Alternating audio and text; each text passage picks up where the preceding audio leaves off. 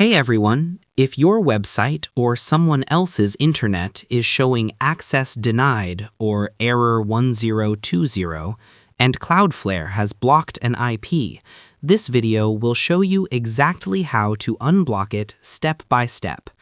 Don't worry, this guide is for complete beginners. Let's fix it. First, go to cloudflare.com and log in to your account. After logging in, click on the website domain where the IP is blocked. From the left side menu, click on Security, then click on WAF. Now, at the top, click on Tools.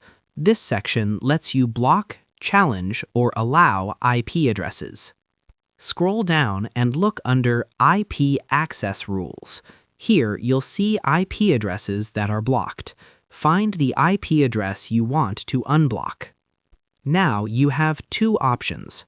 Option 1, Remove Block. Click the delete icon next to the IP rule. Option 2, Allow instead. Edit the rule and change action from block to allow. Then click Confirm. That's it. The IP is now unblocked. Tell the person to refresh the website. It should work instantly. If this helped you, drop a like. Subscribe for more simple Cloudflare tutorials. See you in the next one.